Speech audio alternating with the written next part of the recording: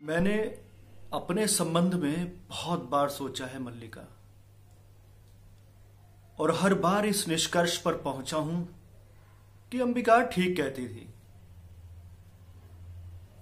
मैं यहां से क्यों नहीं जाना चाहता था। उसका एक कारण यह भी था कि मुझे अपने आप पर विश्वास नहीं था।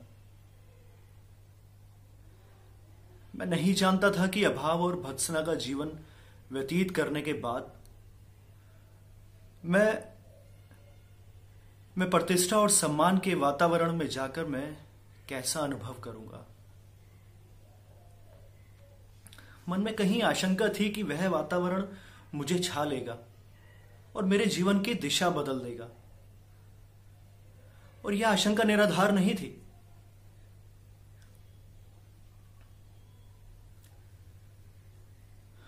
तुम्हें बहुत आश्चर्य हुआ था कि मैं कश्मीर का शासन संभालने जा रहा हूं। तुम्हें यह बहुत अस्वाभाविक लगा होगा, परंतु मुझे उसमें कुछ भी अस्वाभाविक प्रतीत नहीं होता, क्योंकि अभावपूर्ण जीवन की वह एक स्वाभाविक प्रतिक्रिया थी। संभवतः उसमें उन सब से प्रतिशोध लेने की भावना भी थी जिन्होंने जब तब मेरी भत्सना की और मेरा उपहास उड़ाया था।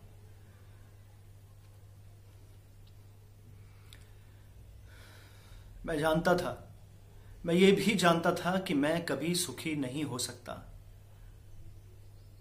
मैंने बार बार अपने को यह विश्वास दिलाना चाहा कि कमी उस वातावरण में नहीं, कमी मुझ में है।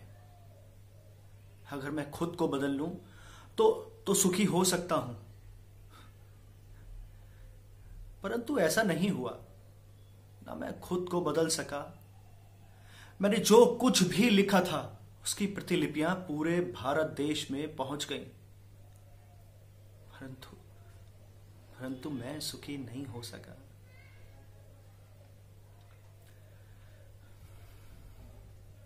वह वातावरण किसी और के लिए स्वाभाविक हो सकता था, परंतु मेरे लिए नहीं था।